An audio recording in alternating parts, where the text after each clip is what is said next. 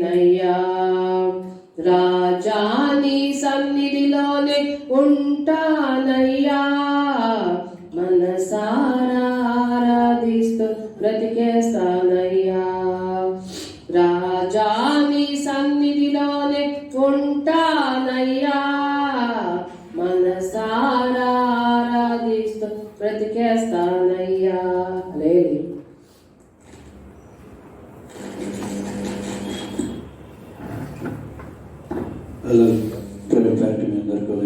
వందనాలు. వాక్యములకు వెళ్దాం. కీర్తనలు 99 వచనములు చదువుకొని ముందుకు వెళ్దాం. దేవుడు ఒక పాపిని ఎట్లా పరిశుద్ధుడిగా మార్చి వారి జీవితాన్ని దేవుడి కొరకు ఎలాగ సిద్ధపరచుకుంటాడో అనేది ఇక్కడ పరిశుద్ధుడి దేవుని మనిషిని, ప్రతి ఒక్క మనిషిని దేవుని పరిశుద్ధునిగా చేయవాలని ఉద్దేశం కలిగి ఉన్నాడు. కాబట్టి మన దేవుడు యేసుక్రీస్తు పరిశుద్ధుడై ఉన్నాడు. మన దేవుడైన యెహోవా పరిశుద్ధుడు. మన దేవుడైన యెహోవాను గణపరచుడి, ఆయన పరిశుద్ధ పర్వతం ఎదుట సాగిలపడుడి. చూడండి, ఇక్కడ చూసుకుంటే మన దేవుడు ఒక పరిశుద్ధ కలిగిన వాడు. దేవుడు ఎదుట స్థిరముగా నిలిచి ఉండటకు ఒక పాపిని దేవుడు మారుస్తాడు. స్థిరముగా నిలిచి ఉండాలి దేవుడి దగ్గర. చంచలమైన మనసు కానీ, చంచలమైన ప్రవర్తన కానీ, చంచలమైన ఆలోచన కానీ, చంచలమైన నడక కానీ, చంచలమైన తలంపులను కలిగి ఉండకుండా ఒక్కసారి ఒక వ్యక్తి మారాడు అంటే ఆ వ్యక్తి ఎలా ఉంటాడంటే దేవుడి దగ్గర స్థిరముగా నిలిచిపోతాడు. అతను స్థిరముగా నిలిచి ఉండటమే పరిశుద్ధత జీవితం. ఆ వ్యక్తి పరిశుద్ధత కలిగిన వాడిగా మనం గుర్తు పెట్టగలిగిన వారు ఎలాంటి వారు అంటే స్థిరముగా దేవుడి దగ్గర నిలిచి ఉంటేనే. అందుకని అంటాడు కదా, మన దేవుడు ఎలాంటి వాడండి? పరిశుద్ధుడు. మన దేవుడు ఎలాంటి వాడండి? పరిశుద్ధుడు. కాబట్టి ఆయన ఘనపరచవలసిన వారమై ఉన్నాం. ఎప్పుడైతే ఒక పాపి మారాడో, ఒక పాపి పరిశుద్ధుడిగా మార్చబడతాడో అప్పుడు దేవుణ్ణి ఘనపరుస్తాడు. గణపరచందే ఉండడు. ఎందుకంటే అతని జీవితాన్ని తలుచుకుంటూ, అతని జీవితాన్ని నెమ్మరేసుకుంటూ, అతని జీవితాన్ని జ్ఞాపకం చేసుకుంటూ, అతని జీవితంలో జరిగినవన్నీ జ్ఞాపకం చేసుకుంటూ, నెమ్మరేసుకుంటూ దేవుని దగ్గర గణపరచుతూ ఉండి, గణపరచడమే కాదు కానీ ఆయన ఎదుట నిలబడి సాగలు పడతాడు. ఆయన పర్వతం ఎదుట సాగలి పడి నమస్కరిస్తాడు. ఎందుకు నమస్కరిస్తాడు అంటే, ఇంత మంచి దేవుడు, నా జీవితాన్ని మార్చిన వాడు ఇంకోడు ఎవరు లేడు, అందుకే ఆయనని నేను గర్వపరుస్తున్నానని మరి అంటే సిగ్గుపడకుండా గర్వంగా చెప్తాడు. అంటే గర్వంగా, అబ్బా నా దేవుడు నా జీవితాన్ని ఇంత మార్చిన దేవుడు అని ఒక గర్వం. అంటే చూడండి, ధనం ఉంటే గర్వం ఉంటుంది, పలుకుబడి ఉంటే గర్వం ఉంటుంది, ఇవన్నీ ఉంటే గర్వం అంటారు కదా. కానీ ఇతను దేనిని బట్టి గర్విస్తున్నాడండి? దేవుణ్ణి బట్టి. దేవుణ్ణి బట్టి అంటే ఏంటి? నా జీవితాన్ని, ఒక పాపము కలిగిన జీవితాన్ని పరిశుద్ధుడిగా మార్చాడు, నా జీవితాన్ని మలిచాడు. కాబట్టి అతన్ని ఎంతగానో గణపరుస్తూ ఆయనకి మహిమని కలిగిస్తున్నాడు. ఒక పాపి మార్చబడినప్పుడు దేవుడికి ఘనత వస్తుందట. మామూలు అందరూ మార్చబడే కన్నా ఒక పాపి కనుక నిజంగా మార్చబడితే ఆ లోకములో ఆ అనుచటంలో కూడా ఆ బిడ్డను బట్టి దేవుడికి ఘనత వస్తుందండి. ఎందుకంటే అతన్ని దేవుడి దగ్గర స్థిరమైన బండలాగా ఉండటానికి దేవుడు సిద్ధపరుస్తాడు. అందుకే ఒక బిడ్డ స్థిరముగా ఉండాలి. ఒకసారి మారిపోయి చంచలమైన మనసుని కలిగి ఉండటం కాదు. ఒకసారి మనం మార్పు చెందాము అంటే చంచలమైన ఉదయంని కలిగే కాదు. ఒకసారి మార్పు వచ్చిందంటే దేవుని యందు నువ్వు ఎంత గణపరిచినా కూడా సరిపోవు. ఎందుకంటే నీ జీవితాన్ని అంతగా మార్చిన వాడు దేవుడు ఒక్కడే. ఎవరు మార్చలేడు, మార్చడు కూడా. అందుకని దానిని తలుచుకుంటూ సర్వలోకానికి ఆయన మహిమతో నిండి ఉంది. సర్వలోకమంతా ఆయన మహిమతో నిండి ఉండి ఒక పాపి మీదకి వచ్చింది. సర్వలోకమంతా దేని వల్లతో నిండి ఉందంటే ఆయన మహిమతో నిండి ఉన్నప్పుడు ఆ మహిమ ఎవరి మీదకి వచ్చిందండి? ఒక పాపి మీదకి వచ్చింది. చూడండి, చీకట్లో ఉన్న వారికి, ఆ చీకటి బంధకంలో ఉన్న వారికి, చీకట్లో కూర్చున్న వారికి ఒక్కసారి లైట్ వెలుగొస్తే ఎలా ఉంటుందండి? ఒక్కసారి అతను లైట్ని చూడగలుగుతాడు. అంటే ఒక పాపి మీదకి దేవుణ్ణి మరి ఘనత పరిశుద్ధత, పరిపూర్ణత ఆయన మీదకి నిండి ఉన్నప్పుడు నింపుతాడట దేవుడు.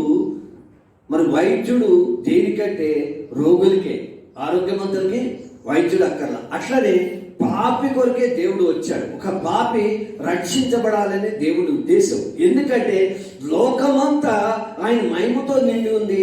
ఈ మహిమ ఎవరి మీద ప్రకాశించాలండి? ఒక పాపి మీద ప్రకాశించబడితే అతను దేవునికి ఒక సాక్షిగా ఫలిస్తాడు. అతను దేవుని కొరకు జీవించడానికి స్థిరముగా నిలబడగలుగుతాడు. కాబట్టి దేవుడు వాడిని ఎత్తుక్కుంటూ వచ్చాడు. వాళ్ళ కొరకు దేవుడు మరి కనపరుచుకోవటానికి వాళ్ళని దేవుడు నిలబెట్టడానికి స్థిరంగా మనసిస్తున్నాడు. కానీ ఈ కొన్ని విషయాలను బట్టి కొంతమంది దేవుని వెంబడించిన తర్వాత కూడా, దేవుడితో సావాసం ఉండి కూడా దేవునికి గణపరచవలసిన సమయంలో మరి గణపరచనీయకుండా అపవాదిగాడు వాళ్ళని అనేక విధాలుగా మరి ఆత్మీయంగా దోచుకుని వారిని దేవుడి సావాసాన్ని నుంచి పోగొడుతుంది. కానీ అతను కనుక, ఆ వ్యక్తి కనుక, ఆ మనిషి కనుక దేవుని వైపు నిలిచి ఉంటే కనుక పరిశుద్ధతగా కలిగిన జీవితాన్ని దేవుని వైపు చూడగలుగుతాం. అందుకే ఎస్కేల్ 39:7 చూసుకుందాం. చూడండి, అందులో ఒక మంచి వచనం ఉంటుంది. నేను దేవుణ్ణి ఉన్నాను. ఎందుకంటే అనుజనంగమును తెలుసుకున్నట్టుకే ఒక వ్యక్తి రక్షించబడితే, ఒక పాపి మారు మనసు పొందుకుంటే, ఒక పాపి రక్షణలకు వస్తే, అతను ఒక పరిశుద్ధతగా జీవించబడితే జనముల ముందు, అనేక జనముల ముందు దేవుడని తెలుసుకుంటాడండి. ఎలా తెలుసుకుంటారు? ఏ బిడ్డ రక్షించబడటం వలన, ఏ బిడ్డ మనసు పొందటం వలన, ఈ బిడ్డలో మారు మనసు రావటం వలన, ఈ బిడ్డలో ఉదయం కఠినంగా ఉన్న ఉదయం మరి జాలి కలిగిన ఉదయంగా మార్చబడటం వలన అప్పుడు జనాలు ఏం తెలుసుకుంటారంట? ఈ దేవుడు పరిశుద్ధ నామము ఇంకా దూషింపకలగనీయకుండా అతని ద్వారా మహిమ వస్తుందట. 39:7 నేను యెహోవానై ఉన్నానని అన్యజనులు తెలుసుకొనున్నట్లు ఇక నా పరిశుద్ధ నామమునకు దూషణ కలగనీయక నా జనులకు ఇశ్రాయేలుల మధ్య దానిని బయలుపరచెదను. చూడండి, ఇక్కడ ఏమంటున్నాడు? ఇంకా నా పరిశుద్ధ నామమునకు దూషణ కలగనీయక నా జనములకు విశ్వాసుల మధ్య వాటిని కనుపరచుదును. అంటే చూడండి, ఒక పాపి మారు మనసు పొందుకున్నప్పుడు అనేక మంది విశ్వాసులు ఏమంటారంటే చెప్పనండి, దేవుడు ఈ బిడ్డని రక్షించాడు, ఈ బిడ్డ వలన గొప్ప కార్యాలు జరిగించడానికి దేవుడు నిలబెట్టుకుంటున్నాడని నా జనముల మధ్యన వాటిని బయలుపరుస్తానంటున్నాడు. చూడండి, దేవుడు ఎంత మంచి దేవుడు, ప్రేమిస్తున్నాడు. ఈ ప్రేమని మనం కొన్ని విషయాలు అందుకోలేక, మరి పొందుకోలేక, ఆయన పరిశుద్ధతని కలిగిన వారిగా ఉండలేక, ఆయన పరిపూర్ణతలోకి మనం రాలేక, ఆయన పరిశుద్ధత కలిగిన జీవితం ఆయనకి గణపరచవలసిన వారిగా ఉండలేకపోతున్నామేమో. మన దేవుడు ఎలాంటి వాడైతే పరిశుద్ధుడై ఉన్నవాడు కాబట్టి, మనల్ని పరిశుద్ధ పరుస్తున్నాడు కాబట్టి ఆయన గణపరచవలసిన వారమై ఉన్నాము, ఆయన ఎదుట సాగలపడవలసిన వారమై ఉన్నాం. ఏదో మనల్ని బాగు చేశాడంటే గర్వముతోనూ తల ఎత్తుకుని మనం తిరగటానికి కాదు, తల దించుకుని ఆయన యందు సాగలపడి ఉండాలి. అంటే ఆయన యందు సాగలపడి ప్రభువా తగ్గించుకుని ఉండాలి. నీవే లేనిదే నా జీవితము మార్పు లేదు, నీవే లేనిదే నా జీవితము పరిపూర్ణత లేదు, నీవే లేనిదే నా జీవితము పరిశుద్ధత లేదు, నీవే లేనిదే నేను నీ నిత్యరాజ్యంలోకి నేను ప్రవేశించలేను, నీవే లేనిదే ప్రభువా నువ్వు మార్చందే నా జీవితం ఈ జనాల ముందు నేను నిలబడలేను. ఈ జనాల ముందు నేను నిలబడగలుగుతున్నానంటే ఏంటి? నీ వలనే. ఇవన్నీ ఎవరి వలన కలిగినాయండి? దేవుని వలన కలిగి ఉన్నాయి. కాబట్టి ఆయనని మనం క్షణం నిలబడినా, కూర్చున్నా, పడుకున్నా, తింటున్నా, లేచినా, తిరుగుతున్నా, ఎక్కడికి వెళ్తున్నా ఆయన గణపరచవలసిన వారమై ఉన్నాం. ఆయనని ఎందుకు గణపరచాలి? ఆయన పరిశుద్ధుడు. ఆయన ఎందుకు పరిశుద్ధుడు? ఆయన పరిశుద్ధుడై మనల్ని పరిశుద్ధుడిగా చేశాడు. ఆయన ఏం చేశాడండి? ఆయన పరిశుద్ధుడై మనల్ని ఏం చేశాడు? పరిశుద్ధుడిగా చేశాడు, పరిశుద్ధులుగా చేస్తున్నాడు. మనం చేయటానికి సిద్ధపరచుకోవాలి. అంతే, నేను పరిశుద్ధుని అయిపోయింది కదా అనుకుని మనం కూర్చోవడం కాదు. కానీ ఆయన ఇంకా గణపరుస్తుంటే ఆయన ఇంకా పరిశుద్ధత కలిగిన జీవితము మనలోకి ఇంకా నూతన పరచబడుతుంది, మన ఉదయము నూతన పరచబడుతుంది. అందుకే ఆయన మహిమతో నింపబడి ఉంటాము. ఆయన మహిమతో మనం ఏమవుతామండి? నింపబడతాం. ఆయన మహిమతో మనము నింపబడతాం. లోకానంతా ఆయన మహిమను చూపిస్తున్నప్పుడు నిన్ను పట్టుకుని చేత పట్టుకుని ఆయన మహిమను చూపిస్తాడు కదా. అందుకే దేవుడు ఒక పాపిని మార్చడానికి ఎక్కువ ఆశిస్తాడట. ఒక పాపిని దేవుడు కడగటానికి ఇష్టపడతాడట.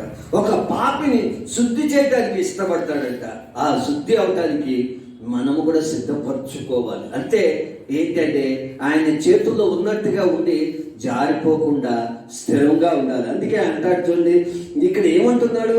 ఇంకా నా పరిశుద్ధ నామమునకు దూషణ కలగనీయక. చూడండి, ఒక మనిషి మారితే మళ్ళీ ఆ మనిషి దేవుని నామానికి ఇంకా దూషణ కలగనీయకూడదు, ఆయనకి అపకీర్తిని తేకూడదు. అందుకే అంటున్నాడు కదా, మార్చిన తర్వాత నా జనములు అంటే దేవుని జనముల మధ్యన దాన్ని మనల్ని సాక్షిగా బయలుపరుస్తాడట, పరిచయం చేసుకుంటాడట, కనపరుచుకుంటాడట. ఒకప్పుడు ఎలా ఉన్న బిడ్డ ఈ రోజు ఇలా మారాడు అని నిలబెట్టుకుంటాడట. యోబు గురించి మన దేవతను మధ్యలో సాక్ష్యం చెప్పిన రీతిగా మనం ఈ జనాల మధ్యలో మన భయంకరమైన పాపము కలిగిన వారు, దోషములు కలిగిన వారి మధ్యన నిలబెట్టుకుంటాడట. ఆయన మనల్ని నిలబెట్టుకుని ఆయన నామమునికి దోషను కలగనీయకుండా మార్చిన వాడు నేనని దేవుడు గర్వంగా చెప్పుకుంటాడట.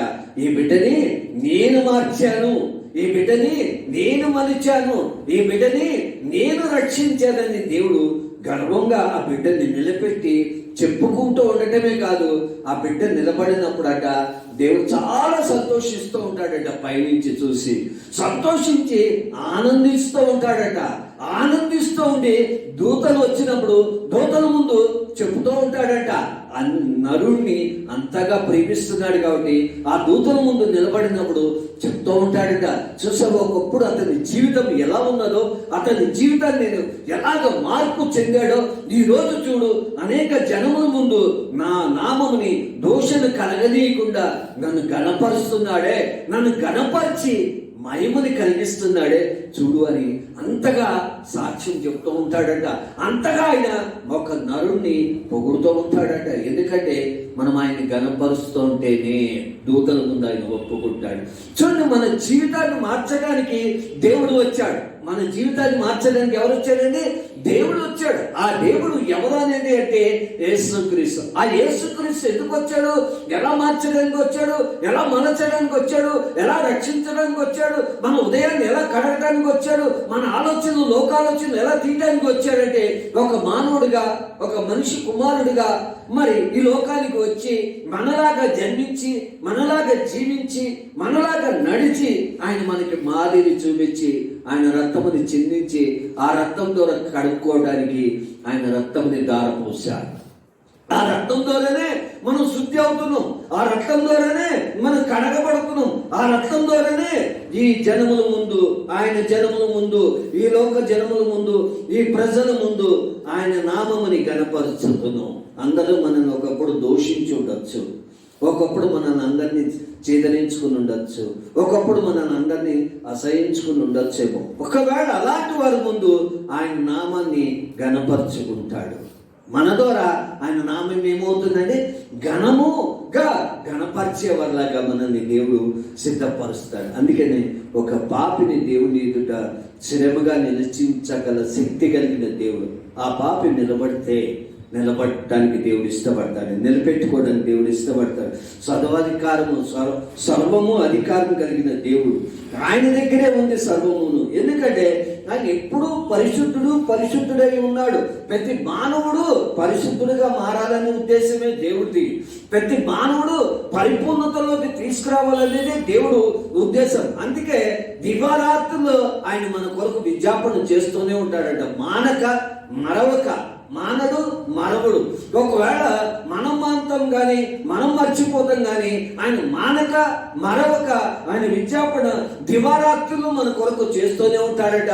కొనుకని వాడిగా ఉంటూనే ఉంటాడు, నిద్రపోని వాడిగా ఉంటూనే ఉంటాడు. ఇశ్రాయేలు కాపాడిన వాడిని నిన్ను కాపాడుతాడు. నీ రాకపోకలు ప్రాణమంతట్లో నిన్ను నడిపిస్తాడు. ఎందుకంటే నీ జీవితాన్ని తప్పిపోకుండా దేవుడు చూడాల్సిన బాధ్యత తండ్రి అప్పచెప్పాడు. కాబట్టి ఆ బాధ్యత కలిగిన తండ్రిగా, మనకి బోధకుడుగా, ఆయన మనకి పరిశుద్ధుడిగా ఉండి మానక దివారాత్రులు మనం ఆయనని గణపరుస్తూనే ఉండాలి, గణపరుస్తూనే ఉండాలి, ఆయన్ని కొనియాడుతూనే ఉండాలి, ఆయన్ని స్తుతించుతూనే ఉండాలి, ఆయన్ని మరి జ్ఞాపకం చేసుకుంటూనే ఉండాలి. నీ పాత జీవితాన్ని ఒకసారి తలుచుకుంటావు, ప్రభువా నా పాత జీవితాన్ని నుంచి నన్ను విడిపించావని ఆయన గణపరుస్తూనే ఉండాలి. అది పరిశుద్ధత కలిగిన జీవితం, అది పరిపూర్ణత జీవితం. పరిశుద్ధత కలిగిన ఆయన నామముని మనం గణపరచగలుగుతాం ఎప్పుడు అయితే ఆయనని ఎప్పుడు మరి దివారాత్రులు ఆయన నామాన్ని మనం గణపరుస్తూ ఉన్నప్పుడు, మనము శుద్ధిస్తూ ఉన్నప్పుడు దేవుణ్ణి మరి భూమి అంతటా దేవుని మహిమతో నింపబడుతుంది. నీ ద్వారా ఈ భూమి అంతా, అంటే నువ్వు ఎక్కడైతే ఎంత దూరం అయితే భూమి మీద ఉంటున్నావో, ఎక్కడైతే నువ్వు నివసిస్తున్నావో ఆ భూమి అంతటా దేవుని మహిమతో నిండుకుని ఉంటుంది. నువ్వు పరిశుద్ధుడు పరిశుద్ధుడు పరిశుద్ధుడు అని నువ్వు కనుక ఉన్న ప్రాంతంలో ఎప్పుడు నువ్వు జ్ఞాపకం చేసుకుని నువ్వు శుద్ధిస్తూ ఉంటే అక్కడున్న ప్రాంతం అంతా మరి నిండుకుని ఉంటుందంట. దేవుని మహిమతో నిండుకుని ఉంటుందంట. దేవుని మహిమ. ఎందుకంటే ప్రభువా నేను ఎన్నిక లేని వాడిని, నేను ఎన్నిక కలగని వాళ్ళం, ప్రభువా నన్ను ఎన్నుకున్నావు, ఇంత బాధ్యత నాకు అనుగ్రహించావు అని మనం ఎప్పుడైతే మనం అలాగ అంటామో, నువ్వు ఉంటున్న స్థలములో ఆ భూమి అంతా, ఆ ఉంటున్న స్థలం అంతా దేవుని సన్నిధితో, దేవుని మహిమతో, దేవుని ప్రభావాలతో నిండుకుని ఉండుట. అట్లా నింపబడేది మనమేనండి.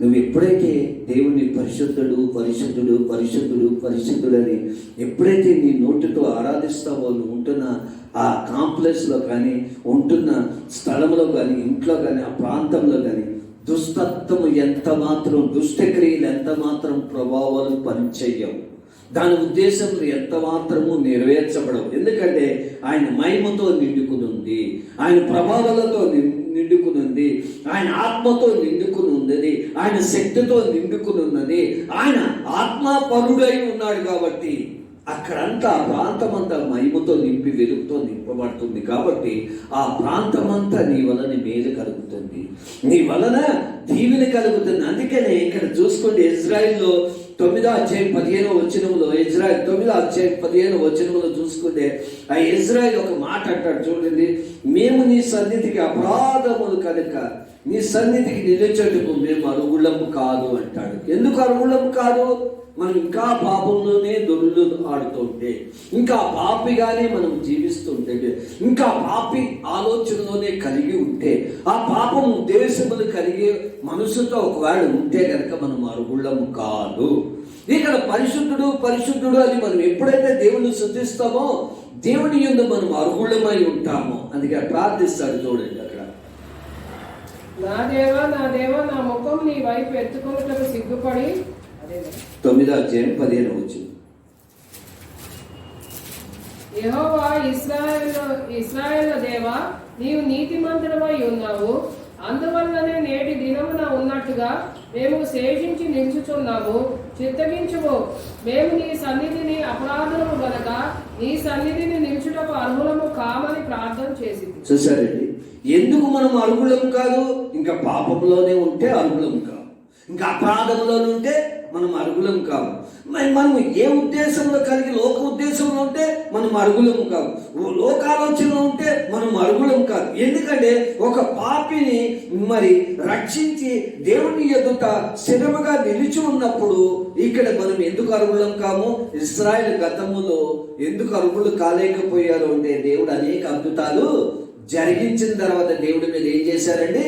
సనిగారు, తిరగబడ్డారు, విసుక్కున్నారు, దేవుడిని మరి అనేక విధాలుగా తిరగబడ్డారు. తిరగబడి ఇచ్చిన దాన్ని బట్టి సంతోషించిన జీవితం లేకుండా, ఆయన ఇచ్చిన దాన్ని బట్టి ఆనందించి ఆయన శుద్ధించకుండా అర్హతని పోగొట్టుకున్నారు. ఏం పోగొట్టుకున్నారంటే అర్హతని పోగొట్టుకున్నారు. అందుకని అక్కడ ఇజ్రాయెల్ అంటాడు, నీ సన్నిధిని నిలిచెటకు మేము అర్హులం కాదని ప్రార్థిస్తున్నాడు. ఎందుకంటే మనకు ఒక అర్హతనిచ్చాడు, ఒక యోగ్యతనిచ్చాడు, ఒక ధన్యతనిచ్చాడు, ఒక అపవిత్రమైన జీవితాన్ని, ఒక పరిశుద్ధత జీవితాన్ని ఇచ్చాడు, ఒక పవిత్రమైన జీవితాన్ని ఇచ్చాడు, దేవుడి దగ్గర నిలిచే జీవితాన్ని ఇచ్చాడు, దేవుడితో మాట్లాడుకునే బాధ్యతనిచ్చాడు, దేవుడితో నడిచే యోగ్యతనిచ్చాడు. ఇక్కడ వచ్చేప్పటికి ఇజ్రాయెల్ ఇలాంటి ప్రార్థన ఎందుకు చేయాల్సి వచ్చింది అంటే పరిస్థితులు ఇజ్రాయెల్ అందరూ దేవుడి మీద తిరగబడ్డమే పరిస్థితి. వాళ్ళ స్థితిగతిని మర్చిపోయారు, వారి పరిస్థితిని మర్చిపోయారు, వారు ఇచ్చిన దేవుడిచ్చిన ఆహారాన్ని మర్చిపోయారు, దేవుడిచ్చిన కాపుదాన్ని మర్చిపోయాడు, దేవుడిచ్చిన పరిశుద్ధతని మర్చిపోయారు, దేవుడిచ్చిన జీవాన్ని మర్చిపోయారు, దేవుడిచ్చిన వెలుగును మర్చిపోయారు, దేవుడు ఇచ్చిన కాపుదాలను మర్చిపోయారు, దేవుడిచ్చిన ప్రతి నడకలో దేవుడు ఉన్నాడనేది మర్చిపోయి అనేక విధాలుగా దేవుడి వైపు ఇష్టం వచ్చినట్టుగా మాట్లాడటం వలన దేవుడు వారికి అర్హత పోగొట్టాడు. అందుకే అంటాడు కదా, దేవుని సన్నిధిలో నిలిచేందుకు మేము అర్హులము కామని ప్రార్థించడానికి నిలబడ్డాడంటే ఇజ్రాయెల్ ఎందుకు నిలబడ్డాడు, ఎందుకు ప్రార్థించాడు, ఎందుకు చేయాల్సి వచ్చింది? అలాంటి తిరుగుబాటు స్వభావం కలిగిన వారుగా అయిపోవటం వలన. అందుకే దేవుడు నీ దోషములు కనిపెడితే కనుక, మన దోషములు కనిపెడితే కనుక దేవుడు ఎదుట ఎవరునూ నిలిచి ఉండలేడు, నిలబడలేడు, అసాధ్యం. కానీ నీ దోషములు కనిపెట్టకుండా నీ మీద జాలి పడుతున్నాడే, ఆ జాలి కలిగిన దేవుణ్ణి ఇంకా ఆసరాగా మనం తీసుకుని ఆలోచించి మన ఇష్టానుసారమైన జీవితం కలిగిన వారుగా ఉంటున్నాము. అందుకనే అంటున్నాడు, దేవుని సన్నిధిలో నిలిచడానికి అర్హత ఇచ్చాడు. ఒకప్పుడు అర్హత లేని వారు, ఒకప్పుడు యోగ్యత లేనివారు, ఒకప్పుడు ధన్యత లేనివారు, ఒకప్పుడు బాధ్యత లేనివారు. ఎందుకంటే మరి ఆది కాండంలో చూసుకుంటే 15వ అధ్యాయం 14వ వచనంలో ఒక్కసారి చూసుకుంటే మీకు అర్థమవుతుంది. ఎందుకంటే ఈ మాటలు దేవుడు అక్కడ చెప్పబడింది. ఎందుకు అర్హత లేదు? వాడు శ్రమపడి వాడు విడుదల పొందుకుని ఆస్తితో బయటకు వస్తే దేవుడి మీద ఎలాంటి మరి నేరములు మరి సనుగుడు తిరగబడటం కలిగిన వారిగా చేశారు. ఇక్కడ 15వ అధ్యాయము 14వ వచనం 15. 400 ఏళ్ళు వీరిని శ్రమ పెట్టుదురు, వీరు ఎవరికి దాసులవుదురో ఆ జనములకు నేనే తీర్పు తీర్చుదును. తర్వాత వారు మిక్కిలి ఆస్తితో బయలుదేరి వచ్చెదరు. నీవు క్షేమముగా నీ పితరుల యొద్దకు పోయేదువు, మంచి వృద్ధాప్యమందు పాతి పెట్టబడుదువు. అమోరీయుల అక్రమము ఇంకనూ సంపూర్ణం కాలేదు కనుక నీ 4వ తరము వారు ఇక్కడికి మరలా వచ్చేదని నిశ్చయముగా తెలుసుకోవాలి. చూడండి, ఇక్కడ 4వ తరం అబ్రాహాము తర్వాత 4వ తరాన్ని ఐగుప్తు నుంచి ఎలా తీసుకొస్తానని దేవుడు చెప్పాడని, మిక్కిలి ఆస్తితో వాడు క్షేమంగా వస్తారు, నువ్వు క్షేమంగా నిద్రిస్తావు, క్షేమంగా నా దగ్గరకు వస్తావు, నీ 4 తరాలని నేను కాపాడుతాను అని ఇక్కడ దేవుడు చెప్పి అబ్రాహాముకి ప్రమాణం చేశాడు. చూడండి, ఇక్కడ ఎలా వచ్చారంటే నిజంగా ఐగుప్తులోంచి అలాగే వచ్చారు, అలాగే నడిపించారు, అలాగే సంపదను తీసుకుని వచ్చారు, అలాగే శ్రమ నుంచి విడుదల పొందుకుని వచ్చారు, అలాగే కష్టమైన మిక్కిలి మరి శ్రమ నుంచి విడుదల పొందుకుని దేవుడు వాళ్ళని విడిపిస్తే మరి ఎంతో దేవుడి సన్నిధిలో నిలిచే అర్హత కలిగిన వారుగా నిలబడితే తర్వాత అర్హతని పోగొట్టుకున్నాం. అర్హతను మనం ఎక్కడ పోగొట్టుకుందామంటే మళ్ళీ తిరిగి వెనక వైపు తిరగటమే కదా. అందుకనే దేవుడు నీ దోషములు కనిపెడితే ఎవరు ప్రభు దగ్గర నిలబడగలడు? దేవుని మన దోషములు కనిపెడితే కనుక దేవుడి దగ్గర మనం నిలబడలేము. కానీ మనల్ని దేవుడు మరి ఆత్మ పరులుగా అంటే మనల్ని నూతనమైనగా సిద్ధపరుస్తున్నాడు. ఎలాగంటే ఆయన ఒక కంసాలి అగ్ని వంటి వాడిగా ఉండి మన ఉదయాన్ని అగ్నితో వాక్యం అనే ఉదక స్థానముతో మనల్ని చాకలి సబ్బు వంటి వాడిగా ఉండి మనల్ని కడుగుతోటే కడిగించుకుంటున్నామా? ఇంకా మనల్ని శుద్ధీకరించబడుతున్నామా? మనల్ని నూతన పరచబడుతున్నామా? నిలబడటానికి నీకు అర్హత లేకపోతే మరొకసారి నీకు అర్హత ఇస్తున్నాడు. అర్హత కలిగిన వారుగా మనం నిలబడగలుగుతున్నామా? ఒక్కసారి ఆలోచించుకుంటే మనము దేవుళ్ళు ఎలా ఉంటున్నాం. క్రీస్తుకు సంఘాన్ని ప్రేమించాడు. సంఘాన్ని ప్రేమించి సంఘాన్ని ఎలాగా మహిమ సంఘంగా తండ్రి దగ్గర నిలబెట్టాలని ఉద్దేశం కలిగిన వాడుగా ఉన్నాడట. తండ్రి దగ్గరికి తీసుకెళ్లి సంఘంలో కూడుకున్న వారు అందరూ టైంపాస్ కాదు మనం వస్తుంది ఇక్కడ. ఏదో సంఘంలో అటెండెన్స్ చేసుకుని మనం వెళ్ళటానికి కాదు. ఇక్కడ సంఘములకు వస్తుంది ఎందుకు అంటే సంఘాన్ని దేవుడు ప్రేమించాడు.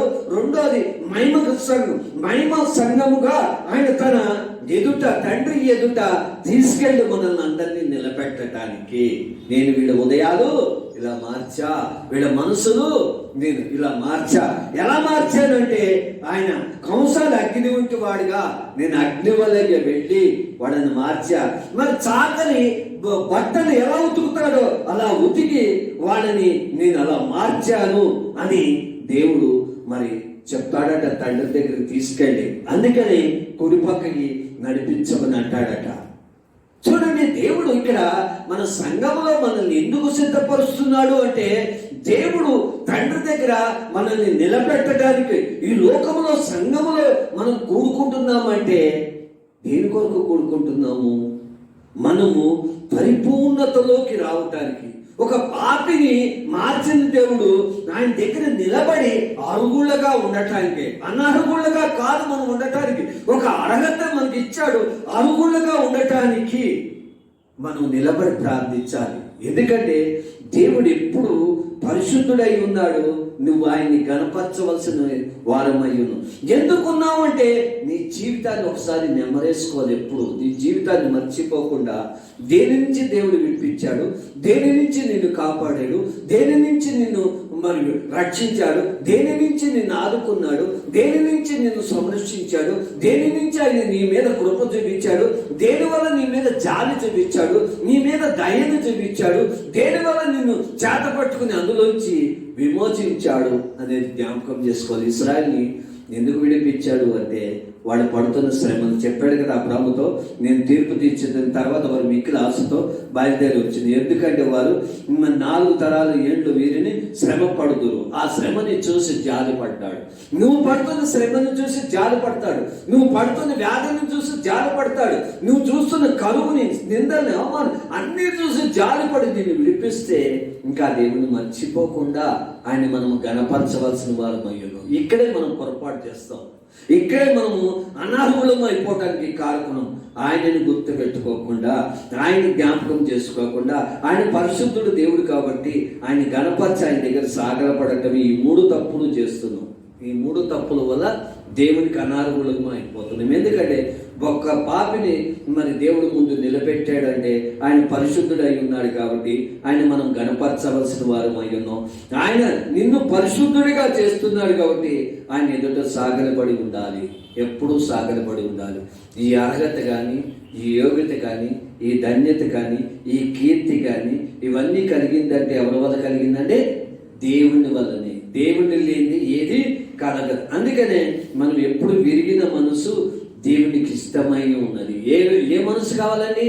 మన మనసు విరిగిన మనసు దేవునికి ఇష్టమైంది. కీర్తనలో 51:17-19 వరకు ఉంటుంది. ఆయన మనసు దేవుడికి ఇష్టమైంది. విరిగిన నలిగిన ఉదయము ఆయన లక్ష్యం చేస్తాడంట. మనం ఎప్పుడు మన ఉదయం ఎలా ఉండాలంటే విరిగిన మనసు విరిగిపోతూ ఉండాలి. అవును ప్రభువా, ఈరోజు నేను ఇలా అతుక్కబడ్డానంటే నేను ఇలాగ దీన్ని అంటుకుని ఉన్నానంటే నా మనసు ఒకప్పుడు ఇరిగిపోయింది. నా మనసు విరిగిన మనసు దేవునికి ఇష్టమైంది. అంటే నా వలన ఏదీ లేదు, నువ్వు నన్ను నిలబెట్టావు ప్రభువా అని ఎప్పుడు విరిగిన నలిగిన ఉదయం.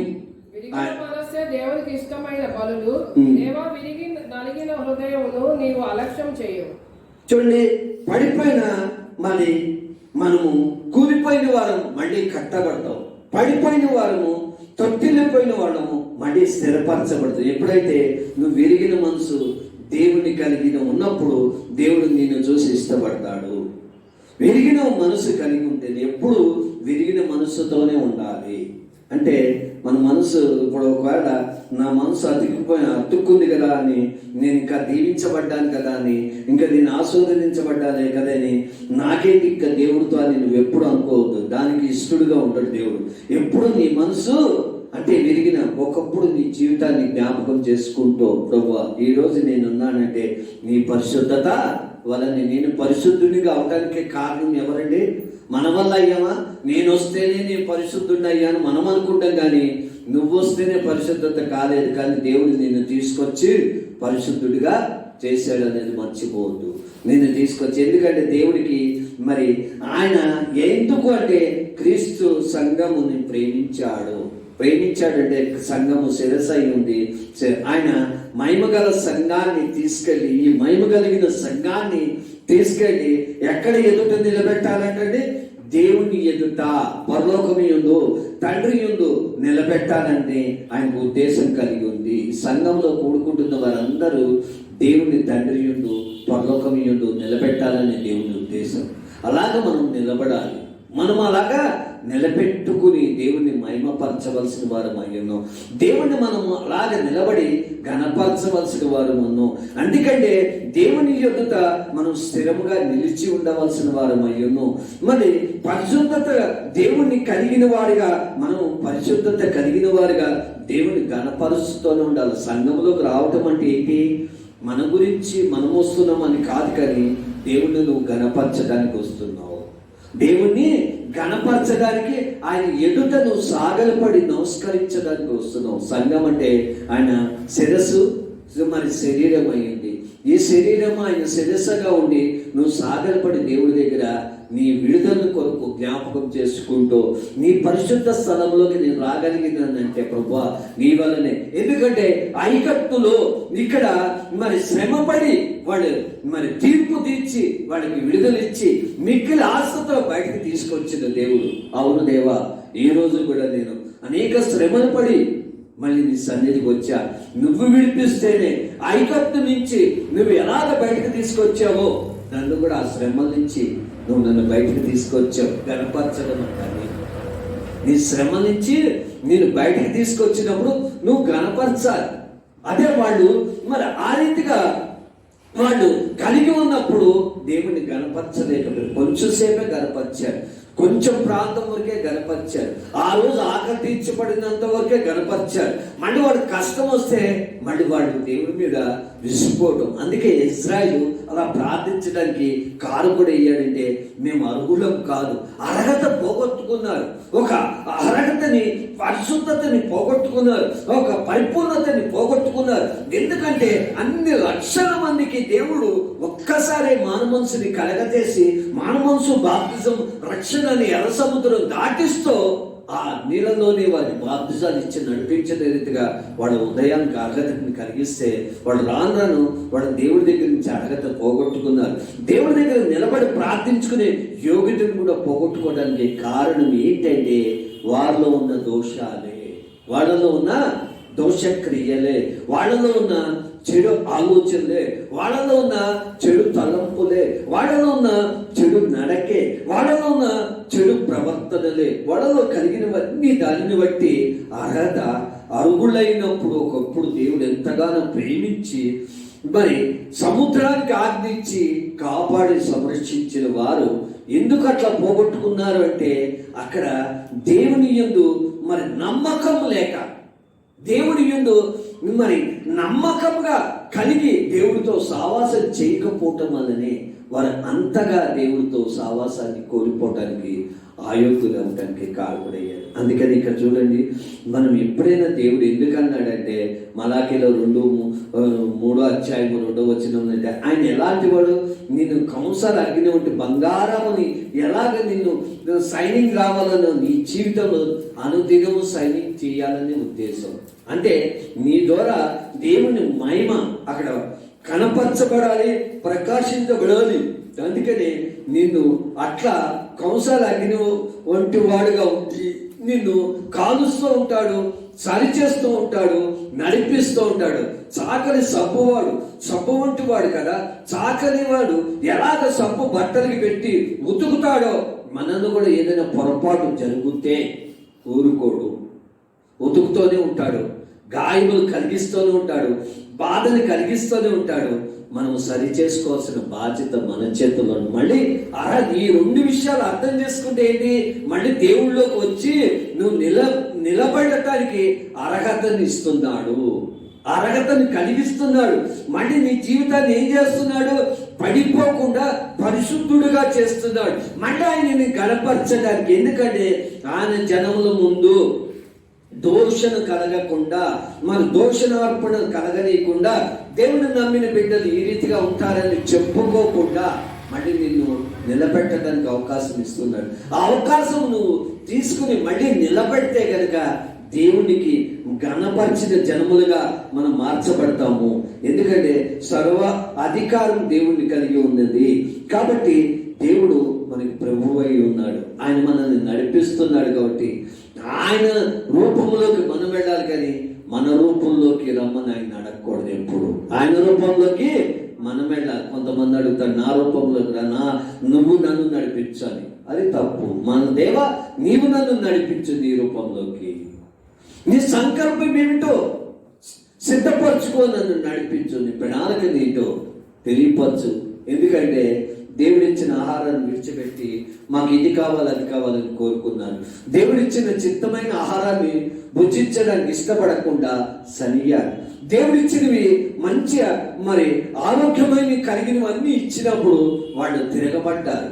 వాడిష్టమైనవి కోరుకున్నారు, వారిష్టం ద్వారానే వాళ్ళు జీవించాలనుకున్నారు, జీవించలేకపోయారు.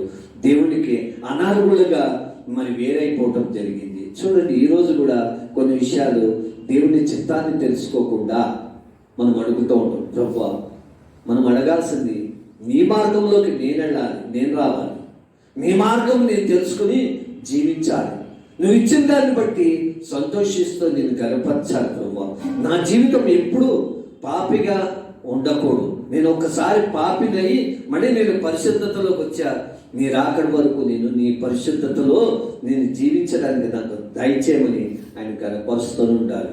ఒక రోజు గడిచిందంటే దేవుని పరిశుద్ధతలుగా ఉన్నామా లేదో చూసుకుంటూ మనం పరిపూర్ణతలోకి రావాలి, పరిశుద్ధతలోకి రావాలి. ఒకవేళ లేవా మళ్ళీ సరి చేసుకోవాలి. సరైన జీవితం కలిగిన వారిగా వారిని చూసి పడిపోవటం కన్నా మనము నిలబడి పరిశుద్ధతగా ఉండటం. యేసు ప్రభు వీరిని చూస్తే ఏమయ్యేవాడని పడిపోయేవాడు. కాబట్టి ఎవరిని చూడకుండా ఆ సిలువలో నిలబడగలిగాడంటే కారణం ఏంటంటే కింద నుంచి నిందలు కదా.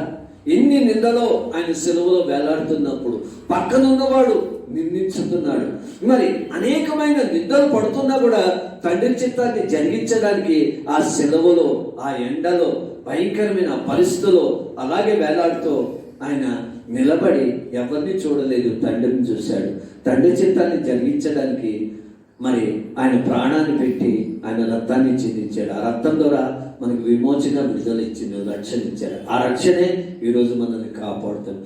మనం కాపాడుకోవాలి, కానీ మనము సంరక్షించుకోవాలి. సంఘము ముందు నిలబడుతున్నామంటే తండ్రి ముందు నిలబెట్టడానికి మనల్ని సిద్ధపరుస్తున్నాడు. సంఘంలో నిలబడుతున్న వారు అందరం ఎవరి ముందు నిలబడాలంటే తండ్రి ముందు, పరలోకం యందు మనల్ని దేవుడు తీసుకెళ్ళి నిలబెడతాడట. సంఘాన్ని ఎంతగానో దేవుడు ప్రేమిస్తున్నాడట. ఆ సంఘంలో ఉన్న వాళ్ళు మన అందరినీ దేవుడు ప్రేమిస్తున్నాడు. కాబట్టి మనం ఎప్పటికప్పుడు సరి చేసుకుంటూ ఆయన మార్గంలోకి నడిచే బాధ్యతని మనకి ఇచ్చాడు. కాబట్టి ఆ యోగ్యత, ధన్యత కలిగిన వారుగా మనం ఉండాలని ప్రేమపేరట మనం చేస్తున్నాను. మోకరించి ప్రార్థించుకుందాం, సరి చేసుకుంటాం మన జీవితాన్ని. అవును, ఆయన గనపరుస్తాం. ఎందుకంటే ఆయన మనకి పరిశుద్ధ మార్గాన్ని చూపించాడు. మోకరించి చేతులెత్తి గనపరుద్దాం. ఆయన నీ జీవితాన్ని మార్చాడు కదా, గనపరుద్దాం. నీ జీవితాన్ని మలిచాడు కదా, గనపరుద్దాం. నీ జీవితాన్ని ఒక